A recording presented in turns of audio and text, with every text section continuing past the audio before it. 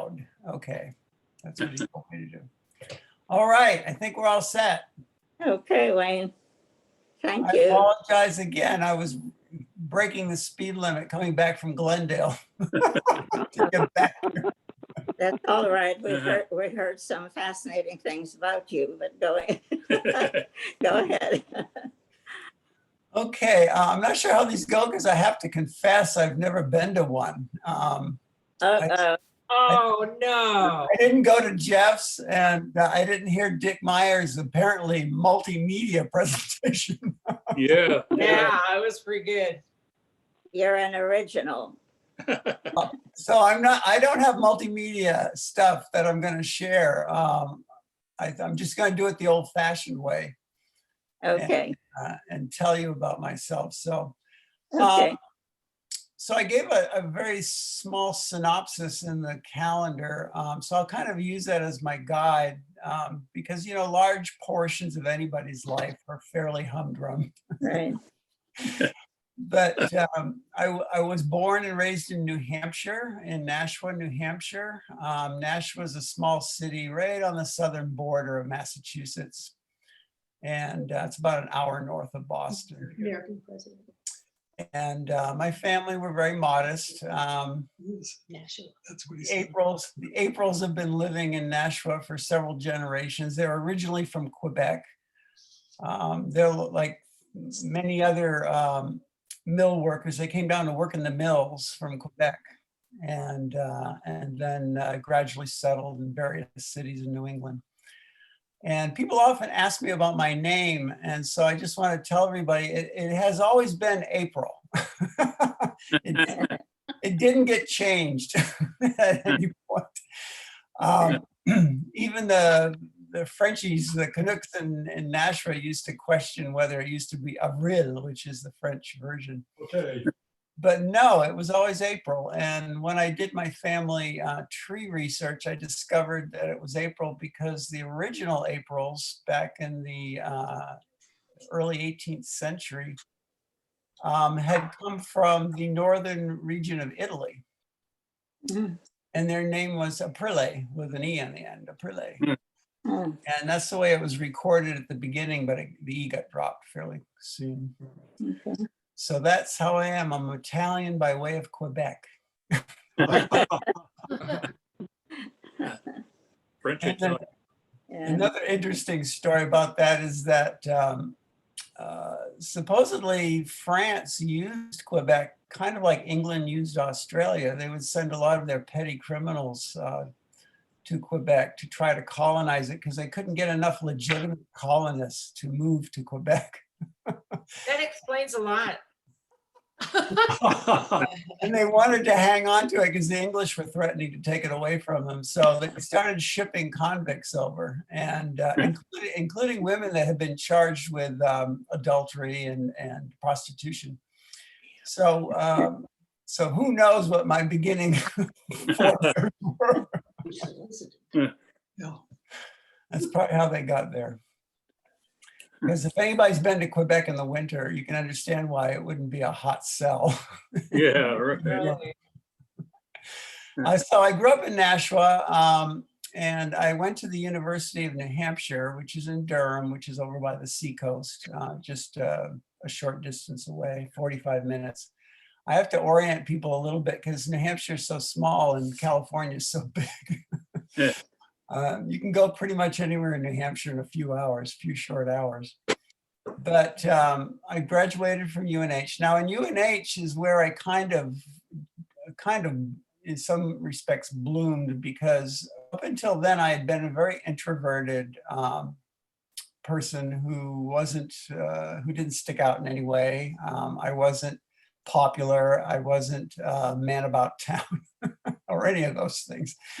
I was kind of mousy, and partly it was because I knew at some point during my growing up years around junior high that I was different from the other guys, and I didn't understand it myself until high school when I realized I was gay. And that was right when the Stonewall riots and all the other stuff started hitting the newspaper. So I paid attention. And when I went to the university, I tried to find other people who are also gay, just to kind of form a support group. And we did that. And at that time, in the late 60s, early 70s, you couldn't really do much, especially in New Hampshire, if you were openly gay. It was very, very closeted. Yeah. So I kind of dropped out of school after the second year because I was depressed and didn't know what I was doing, and I didn't have a good support group, and just a kind of a dark night of the soul kind of period for me. So I went back home, I worked for a year, and then I went back to school and decided that we needed to do something. There were people writing letters to the student newspaper going, why isn't there something organized at UNH? And so I thought, well, I guess if somebody doesn't do it, it's not going to happen. Kind of like starting a village, you know? So I went ahead and organized a small thing with a student newspaper. I got interviewed and so forth, and that's where it all took off. So we formed an organization, and it would have been a very quiet, typical college campus club if it hadn't been for the nature of the organization, and also because New Hampshire at that time, and still does, have an extremely conservative newspaper in Manchester, New Hampshire, called the Manchester Union Leader, and it's the state's biggest newspaper. At that time, it was run by the owner, William Loeb, who some of you may have heard of. He was notorious for being the most super conservative newspaper publisher in the country. He ran things in the paper that were pretty bad.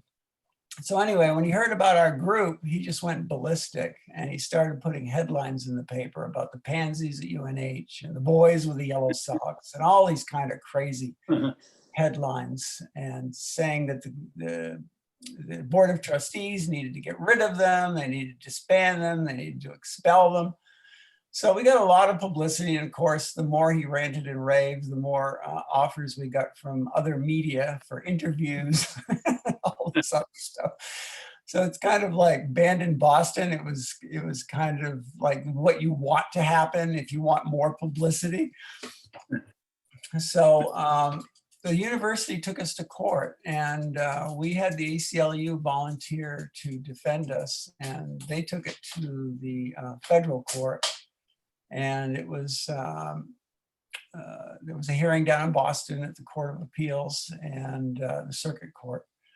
And they found in our favor, and so did the state court eventually. And so we were legitimate, which, you know, pissed a lot of people off, but it caused another round of media attention because it was the first time a decision had been made in the federal courts to say that any school that accepts federal funds has to allow gay, lesbian students to organize. And there's nothing the university can do about it. So that court case actually became the impetus for a lot of other university groups to form. And our case was always used as the precedent for any legal action that was taken. So we were famous. Of course, by then we had all graduated, but you know, others took over after I left. So it continues to this day, actually. I went back for our 40th anniversary, our class reunion, and they still have this celebration called the Pancake Breakfast. And that had a whole story behind it. The university television station was having their first fundraising auction, and the governor, who was also super conservative, donated a pancake breakfast at his house at the governor's mansion. Of course, you know, unbeknownst to us at the time. So when that came up, everybody said, you guys, the gay students should bid on it. Just think of what the expression on his face if you win the breakfast. And he has to serve you pancakes at his house. So we ran around, people gave us money to bid on it, and we were the high bidders. It was over $1,000. And then all of a sudden the bidding was cut off, and one of the governor's supporters was the winning bidder. So the station got wind of what was happening and they cut the bidding off and allowed one of the governor's supporters to get the breakfast. So it wouldn't cause any embarrassment for the governor. Well, Wayne, little when did was I that know. court decision made? It was 1974, I believe. Okay, thank you. And so it kind of died out after that, but then the students took it up as an annual fundraiser and kind of a memorial to it. So every year since then, and I guess it still continues, they have in the big multi-purpose room at the Student Union building, the gay pancake breakfast memorial or whatever they call it. And everybody comes, including the president of the university and representatives from the Capitol, and all these people now feel safe attending a memorial to something that used to be, a source of shame and disappointment. So it's come a long way. So that was fun. Those are my fun years. Not that it hasn't been fun since then, but it was a high point of my college years. And really graduating from college was kind of an afterthought. And I continued in the Bay Area for a few years, and I stayed active in a couple of Bay seaside organizations in Maine and New Hampshire. But then I moved to Alaska, and my partner at the time had gotten a job up there. His sister already lived there, and she helped him get a job with the state. And so we moved up there. We drove across country and took the ferry up from Seattle and got to Alaska. And it was a totally new experience for me. I mean, I've never been in a rural environment. We lived in Anchorage for a while, which is a small city, but after that, it was all in Valdez, Alaska, where the oil pipeline ends and the tankers pick it up, where the infamous Exxon Valdez had its leak. So I got a job at a local weekly newspaper there, and I worked my way up from reporter to the publisher of the paper, which was owned by the Fairbanks paper, and became one of the town, notables, the person everybody stops and talks to because they know you're the publisher of the newspaper. And this was before the Exxon Valdez. That didn't happen until after I left. But we did plenty of coverage on the minor oil spills that happened at the terminal. So that was an experience. I loved it. It's very wild and beautiful for anybody who's been to Alaska. You see more wildlife there than you've ever seen in your life. And it's relatively unspoiled. There are very few people there. It's sparsely populated. And I started a gay organization there. I figured I might as well stay on the same track. In Anchorage, and they didn't have a gay organization. So we started when we met in a little bungalow in the old downtown area. And it was a quiet little organization. It didn't cause any ripples, but it gave us a place to gather besides the bars, which were the only other place for people to go. And that's my 4.5 years there was very enjoyable too. I saw a lot of Alaska while I was there, and I enjoyed running the newspaper. It was actually 2 newspapers by the time I got to be publisher. It was Valdez Vanguard and the Cordova Times. The Cordova paper, Cordova is a little fishing town, just a short hop by plane from Valdez. It's a landlocked town. It doesn't have any roads to it, so you can only fly in or take the ferry in. So I often flew back and forth between the 2 newspapers, which was an experience in itself. If anybody's flown in those small 4-seater planes, it's an experience, especially if you're prone to air sickness. Secret. Always try to sit in the seat next to the pilot. It's kind of like sitting in the front seat of the car to avoid car sickness. For some reason, you're less prone to it if you're in the front rather than the back. But it was fun. And there were several times when I thought it was my last trip on Earth. the bush pilots are the bravest people in the world. I mean, they can fly and be buffeted by high winds and land in the tiniest unpaved airstrips. It's really incredible what they can. Mhm. But for a lot of towns in Alaska, that's their only mode of transportation in and out. So there's a lot of plane flying in Alaska. And then I stayed there until a lot of my friends had left. There's high turnover in Alaska.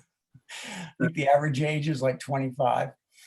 So I moved down to San Francisco because my only friend, my friend in Valdez had moved to San Francisco. And so I decided to, I decided to move there. And that's right when the AIDS epidemic was starting to unfold. And so I got involved in a couple of organizations that did volunteer work at the San Francisco General Hospital. The hospital got an AIDS ward set up, and they recruited volunteers to come in and do various things. And so I did that for several years. And Wayne, what year would that have been when you started doing that in San Francisco? that would have been 1981 is when I moved down there. And so that would have been 81 through 91, I guess, is when I was in San Francisco. Thank you. But in 81, 82, 83 is when I worked in the volunteer capacity with AIDS people. So I did that at the hospital. I went into the AIDS ward, and that's when people were terrified. And for some reason, it didn't bother me. I discovered that death and dying didn't bother me for some reason. So I was able to go in there, and I wasn't afraid of catching it because I was following all the rules that they gave. And by that time, they knew that it was hard to catch. I mean, you couldn't just go in a room and catch it from somebody. So, so I had no problem with that. And then I was, as part of a nonprofit organization that I was involved in, we started raising money for an AIDS residence, an AIDS assisted living residence. And at that time, that's before the treatments came in that helped people get better. People were dying in very short periods of time. And a lot of people needed to be in a residence where they had built-in help, kind of like older people. They just needed help with bathing, dressing, feeding, you know, things like that. So we raised the money and we bought this old house that a couple of gay guys had lived in. And one of them was involved in an organization I also belonged to. And he said, why don't you buy this house? Because it's coming up, you know, the lady died that owned it and it's going to be sold. So he moved out, and he died not too long after that, and his partner had died previously. So we moved in with all their stuff there, fully furnished. But we had to renovate it. It took a lot of money to renovate it, to make it up to code and to meet the requirements of the state. And by the time it was done, we were able to move 10 people in between the little house and the cottage, the carriage house in the back. We made into 10 bedrooms. And I ran it for the first 2 years. And that was an experience. I really enjoyed that. We had a lot of turnover because people died quickly at the beginning. And just as I was leaving is when the new treatment started coming in and people started living longer. So, so that was a sense of accomplishment to help start and run that facility. It was quite an experience working with 10 gay guys, all from different walks of life, different levels of education, different, I mean, it was just quite a mix. It would make a good soap opera. Yeah. But I enjoyed it, and it's still there. It's still housing gay people that need assistance. What is the name of it? It's called the Richard Cohen Residence, Oh, C-O-H-E-N. It was originally called Hope House, is how we originally named it. But then we were just short about $200,000, you know, in order to get it started. And this guy came out of nowhere and said, you know, my friend Richard Cohen died, and he left this $200,000 to leave to something, but he wanted to have his name on it, on whatever it was that it got donated to him. And we said, sure. We'll call it whatever you want. Just give us. Fair the enough, yeah. So they gave us the money and we renamed it the Richard Cohen Residence. He had been a gay realtor who had died of AIDS. So, so that was the period that I met Jeff, my partner. I'm sorry, my other partner. We had broken up in Alaska, so I moved down to San Francisco. I was single, but I met Jeff during that period. We both belonged to a same social organization, and we got together, and we've been together ever since. That was like 38 years ago or something, and. So his family lived up in Marin, so we celebrated all the family holidays up there in Marin, and you know, did a lot of things with his parents. We were very cool.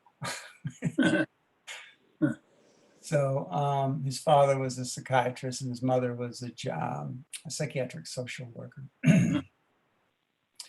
And so then we decided to move down here. Jeff was looking for a job after he finished his residency, and he worked for a while up in the Bay Area.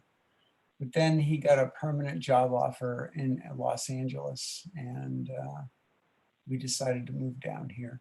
So at the time I was working for Kaiser on a per diem basis in hospice. I kind of made a transition from working with people with AIDS to hospice. Again, because I found working with the sick and dying very rewarding. And it didn't bother me like it does some people. So, so I transferred to Kaiser in Los Angeles and started working in their hospice department for the next 2 years. And then worked in geriatrics after that for the following 18 years. Working with older people. And I enjoy that. I enjoy working with people who are, for some reason, who are at the later stage of their life rather than at the beginning. I don't know why it is. I think it's partly because people become more personal and honest when they get into the latter end of their years. They're more apt to slow down and talk to you and tell you things that would have been too busy to tell you before. So I've met a lot of interesting people and made friends with people that I've worked with. So that's kind of a synopsis of my whole life. I didn't want to dwell on any one part of it. I thought maybe if I just start a conversation and let people talk and ask questions, I could fill out some more. I was featured in a TV program. I don't know if anybody saw that. There was a TV program on for a couple seasons. I don't know if it's still going to be on or not, where they went out and found people who wanted to reconnect with somebody from their past, and somebody who had done something significant for them in the past. So they had a lot of different people who had fought in Vietnam and wanted to be reunited with somebody who, you know, had saved their life, that kind of thing. And they contacted me out of the blue, and they said, we saw this significant thing you did at the University of New Hampshire, and we wondered, is there anybody from that time that you would like to be reconnected with, or that you know would want to be reconnected with you? And I said, well, I couldn't think of anybody. I had a couple of and it had to be somebody that I hadn't been in touch with for like 20 or 30 years. So I had trouble coming up with somebody, but they in the process, they found somebody that wanted to get reconnected with me. So anyway, we did a segment on it, and they aired it on their TV program. They have 3 reunitings in each program, and I was one of them in one of the programs. What was the name of that program? Now I'm afraid you're going to ask me the specifics. Yeah. I'm trying to remember. I'm going to have to ask Jeff. I'm blocking on the name of it. It was hosted by a well-known newscaster who later retired from the news, Ann Curry. It was hosted by Ann Curry. I don't know if any of you remember her. No. I'll think of it before this is over. So, I was just curious. yeah, It I know. sounds like a really neat show. It's available on PBS. Okay. You need to know the name of it. So if I can't think of it by the end of this program, I'll email everybody so you can look it up and watch it. But anyway, that was my claim to fame on PBS. A pretty nice claim to fame. Yeah, this guy that wanted to reunite said it changed the whole direction of his life because at the time he was the student body president. And he spoke out in favor of our group when it was being challenged by the university, but he never came out. He never kind of identified himself as being gay. In fact, he was, I think, engaged to a woman. And he said that changed the whole directory of my life. He said, you know, he didn't get married to a woman and later met a partner that he's still with after like 40 years. So Wow. he just wanted to see me again. So we got reunited and we visited a couple times since then. He lives in Florida now. So that was nice. Now, does anybody have any questions? Well, Yeah. I'm sort of curious about your partner. Sorry, I think I interrupted somebody, but as long as I've got the floor, your not your partner, but your reuniting friend. Uh-huh. How much longer after you inspired him was he able to come out? I don't know exactly, but it wasn't long after because he met his partner within 5 years. So, because they've been together for a long, long time, almost as long as Jeff and I, or maybe even longer. So he's been together for a long time with his partner. So it must have happened within the next few years. I think he graduated, I think at the same time I did. And I think it was after that he came out. So have you stayed in touch with him since this reuniting? Just by email mostly. We did visit him once when I visited my sister in Florida. We drove up to where he lives. Oh, okay. And, we visited him and his partner. Yeah, that's really nice. Yeah. It's nice to know that something that you did in your life could make such a profound difference to someone else, totally unbeknownst to you. So you just must have never felt good know. to find that out years later. You never know until somebody says something That's that right. you had that influence. Right. Because otherwise, Most of us never know. no. We're too self-focused. Yeah. But I've had other people from those years tell me that, things change for them too. But, people were scared in those days. People said, oh, you'll ruin your chances of a good job. You won't have a career. And, your family will ostracize you. And, people will call you names on campus and all that stuff. And none of that really happened. So, Probably did for some, but you still have to be authentic. yeah, that's So me. when you- being authentic. So Wayne, when you realized you were gay, did you tell your parents soon or after a delay, and how did they deal with it, and your siblings, if you have any? That was hard because I was being publicized so much that I thought, oh my God, I've got to tell my mother at least before she reads about it in the newspaper.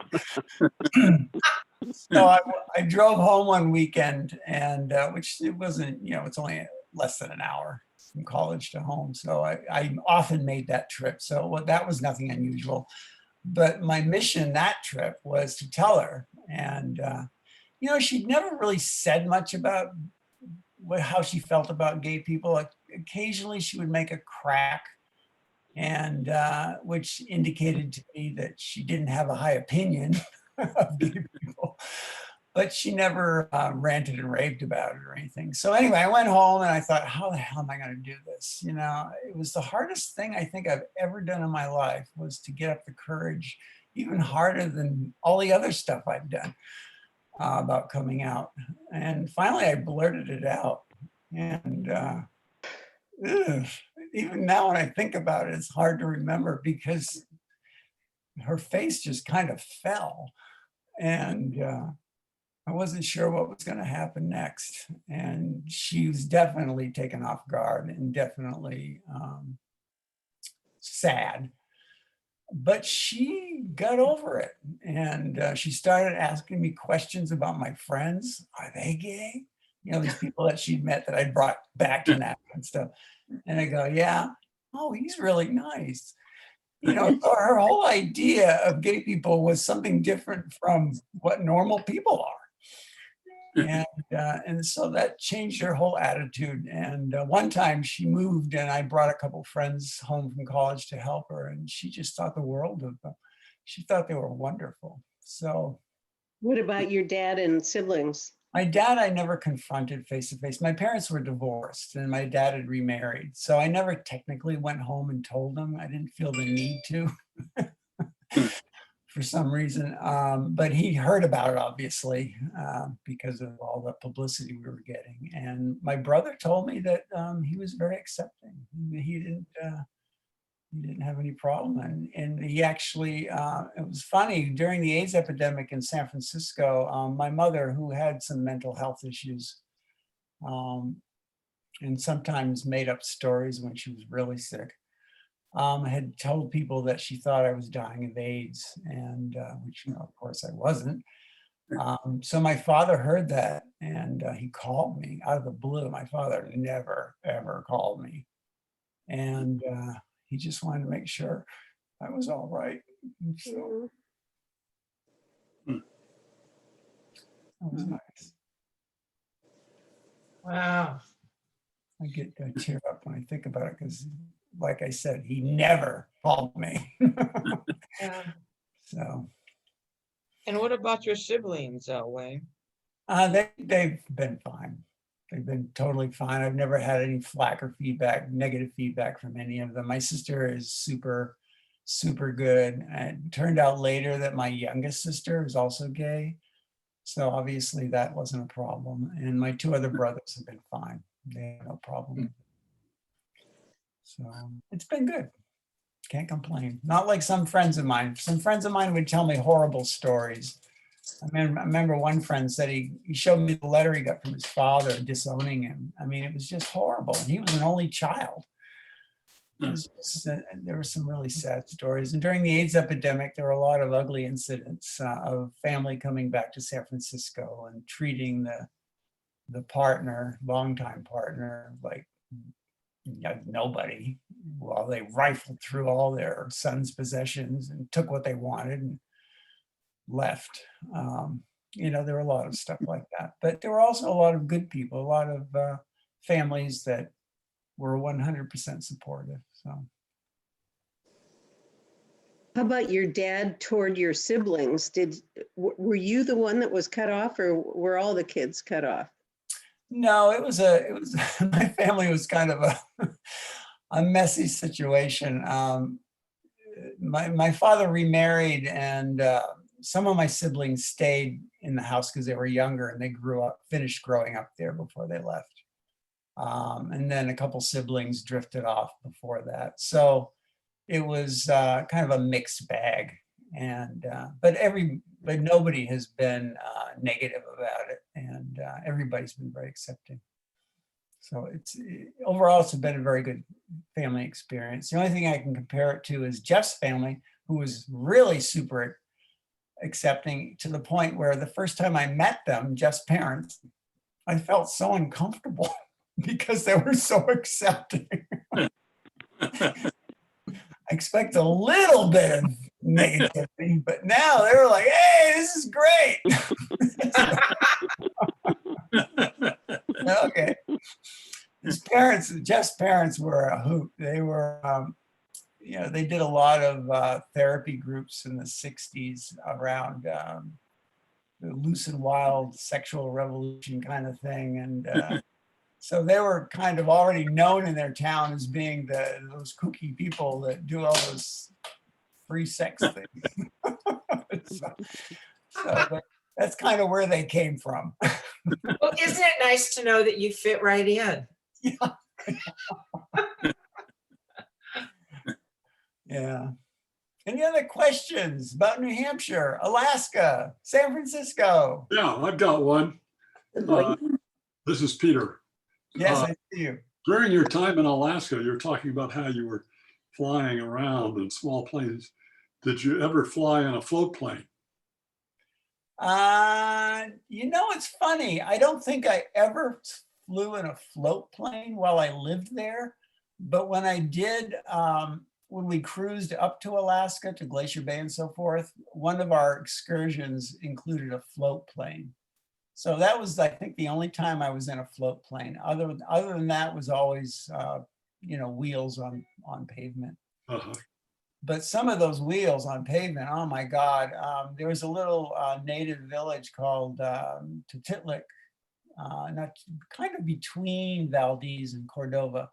And it was just a little tiny, tiny place with a very short gravel airstrip.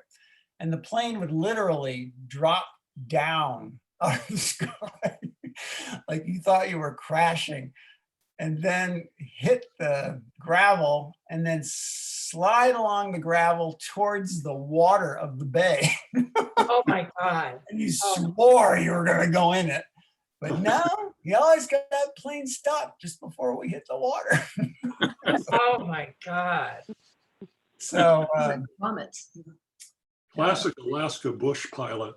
Yeah. exactly. And there were some tragedies. I had a friend who perished in one of the planes that crashed. One of the planes was heading out towards the Aleutians, and it was lost, and they never found it.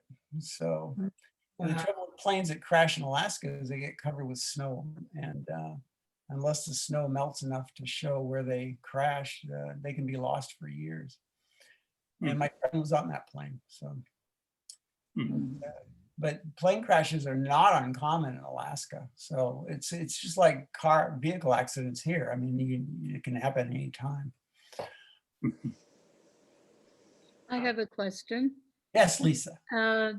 Did you ever tell us, and I missed it, why you went into social work? Well, it grew out of the AIDS epidemic, really. When I was doing that volunteer work in San Because you must have, first the publisher.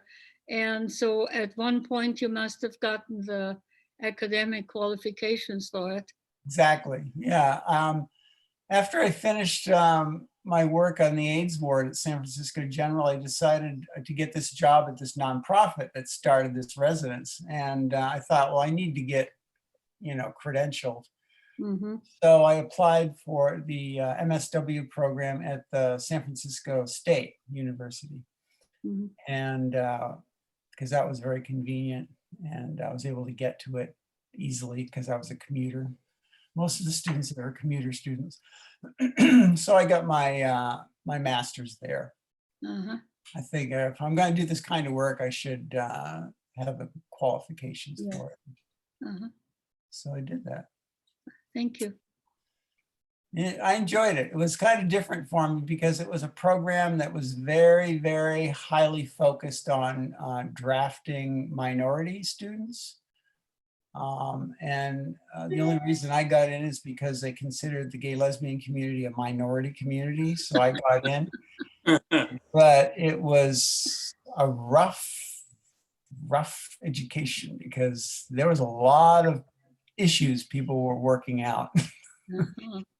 And the white students, the white male students, who were few and far between, were kind of the lightning rods for a lot of that anger. So it was an experience being a minority among students who are struggling with, the unequal treatment that they receive in the greater society.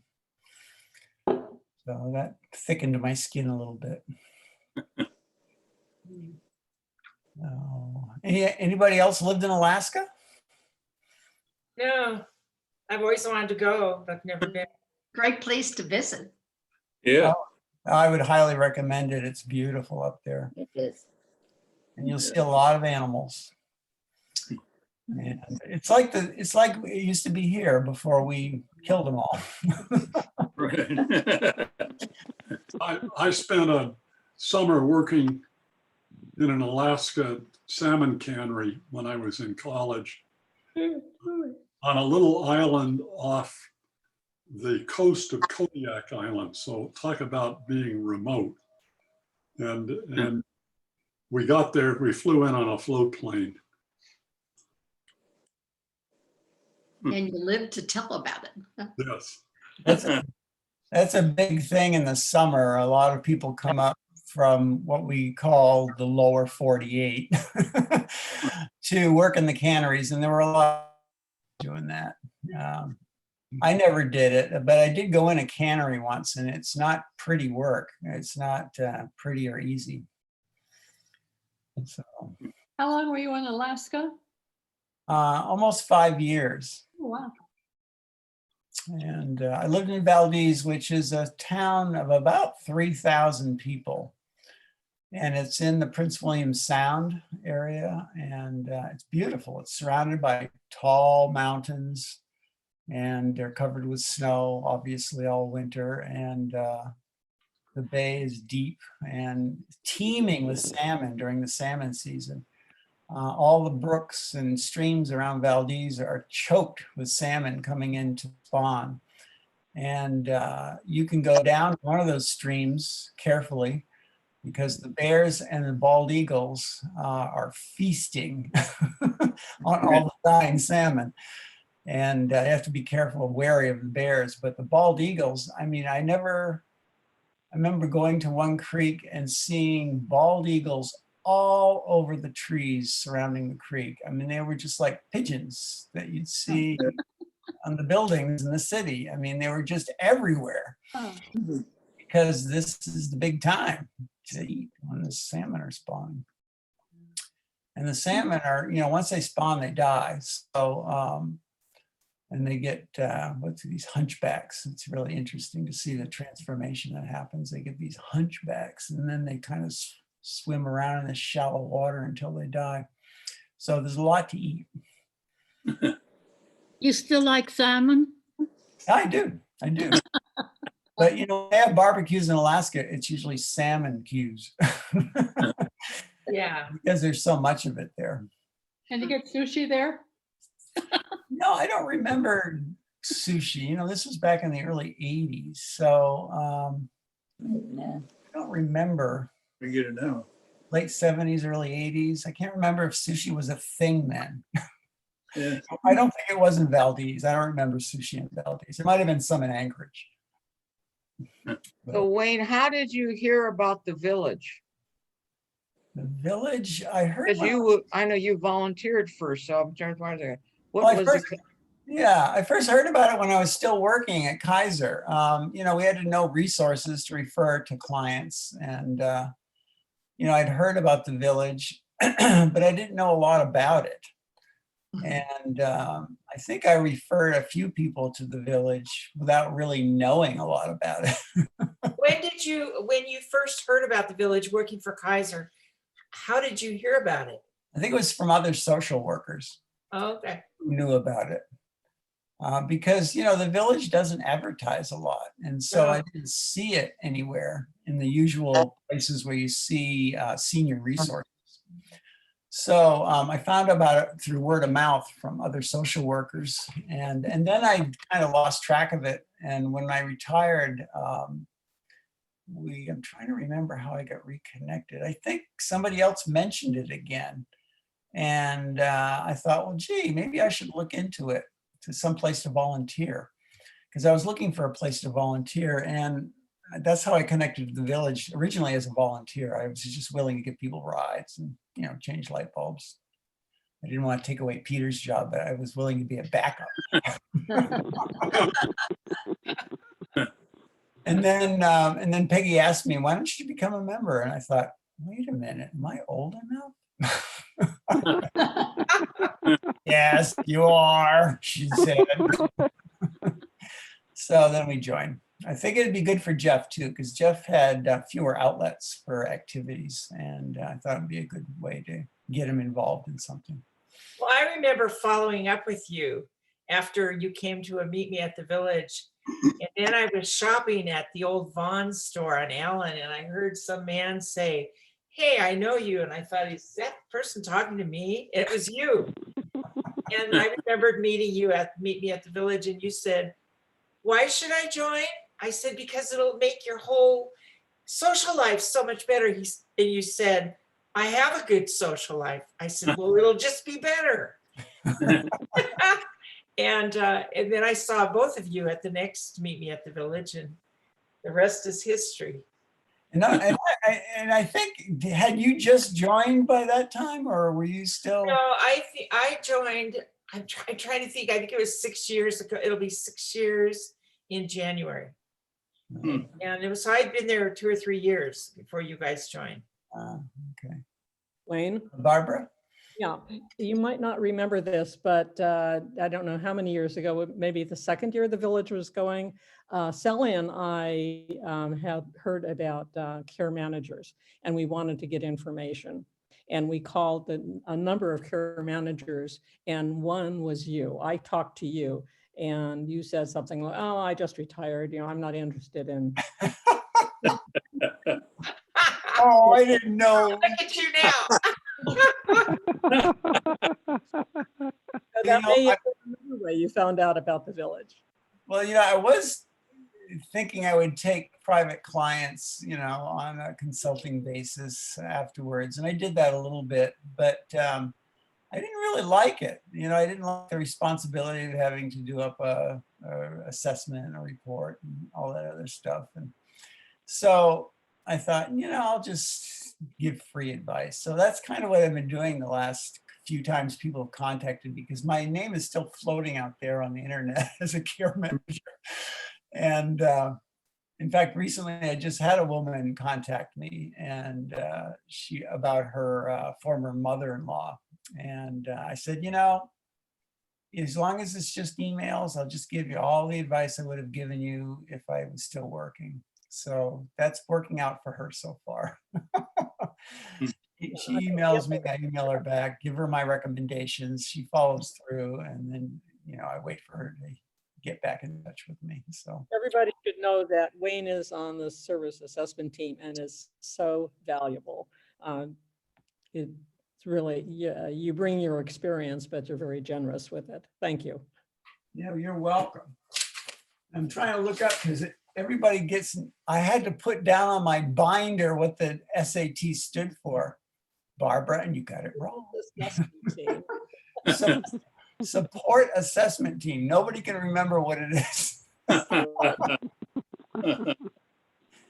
So, They just so call it what? Assessment team instead of calling it SAT. Well, it's hard to remember for some reason. Everybody Sounds like calls a it test. SAT. I'm sorry. It sounds like a test. Oh, I know. Yeah, It does. High school. It does. Not this It way. does. Oh, When We Meet Again, I think is the name of that program on PBS. Oh, okay. When We Sally- Meet Again Okay. just popped into my mind. Yep. Just takes a while. My cells are getting older. Sally put it up in the chat. Is it what? 55. Oh, is there something in chat? Yeah. 255. We'll meet again. Oh, Sally, can you be my gal Friday? No, I'm not anybody's gal anything. We'll I meet just again. was curious, so I looked it up. We'll meet again with Ann Curry. And I can't remember, I'd have to go back and look what date that came out. But there's only 2 seasons worth. And I think you can tell from looking at the different episodes which one. I think it lists what the stories are in each episode. So you can find mine without any trouble. Mine's the only gay one, I think. The others are very moving too. So it's a program worth watching. It's people that did all kinds of stuff. People that were rescued from Mount St. Helens and they wanted to be reunited with a helicopter pilot who saved their lives. Oh, wow. Vietnam thing, and just a lot of disasters and sad stories and happy stories that people just wanted to go back and say thank you. So, has anybody got something like that in their life they want to go back and say thank you to? Dad, You know what I did? There were times when I had professors and teachers who were so good to me because I came from an extremely dysfunctional family, and they looked out after me. And at the time, I thanked them. But as I matured, I thought, you know, I'm going to sit down and write these people. I'm going to put it in writing. So I did. I set aside part of a day, and I just started writing these people and letting them know really how grateful I was for my academic angels, I called them. Wow, that is really nice. What a gift for them. You know, my a cappella choir director in college, Professor Erlandson, and he was also my piano. I was a piano major, and he, when I became a choir director, I was just dying to take my kids back and sing for his choir. And as it turned out, because we did a lot of touring, my choir, we did a lot of touring around the country, and around California, but we found out that a couple days before I was to go up there, he had died. You know, he was only 57 years old, and we all knew he had a bad heart. You know, even when we were in school, he was gorgeous. He looked like Cary Grant. He was just drop dead gorgeous, but he was just the most wonderful man. So, you know, it was a real heartbreaker. He was the person that motivated, you know, he died before I could really sit down and write him a letter. And I thought, I'm never, ever, ever going to let this happen again in my life. And that was what motivated me to write to all these other teachers who had meant so much to me and who did such a good job of looking out after me. So yes, to answer your question, I certainly did. You know, I used to get that a lot when I was visiting people in hospice. They would often say things like, I wish I had done that. I wish I had told that. Yeah. You know, a lot of that comes at the end. And so really, if you want to tell somebody something, tell them now. Tell them now. That's right. Absolutely. Don't hold back. There isn't enough appreciation spread around. That's right. A couple times on that program, they discovered that the person that wanted to be contacted had passed away, and they would meet with a widow or somebody or a child person instead. And sometimes it was just a barely missed opportunity. You know, they had just died, you know, not too long before. Yeah. So it's kind of like, you never know, you know, you just got to get out there. I'm gonna have to excuse myself because I have a Zoom at 3. Well, great. Thank you, Wayne. It was great. Okay, Shizzy, you're welcome. That was wonderful. Yes, thank you. Thank you very, very much, Wayne. That was You're terrific. welcome. And I apologize again for rushing over from Glendale when I, Well, it really gave us a chance to talk about you. well, you know, we got over there at 11:30 and I thought, well, this will be time. And then my friends were late. And then they said, oh, it'll be a 40-minute wait for a table. I went, oh, great. And then we finally get our table and they go, it'll be a little wait. Kitchen's kind of busy. And I'm thinking, oh my God, I'm never going to get back. Yes, well, thank you, everyone, for coming. Thank you, Bee. Thank you. thank you. Thanks, Wayne. Stories. Bye. That was really fun. I enjoyed hearing about it. Yes. Thank you. Okay, bye. Bye. Bye. I'm the host, so I can end it. Are these Yeah, Thank you, Wayne. You're welcome. Thank you, Okay. thank you.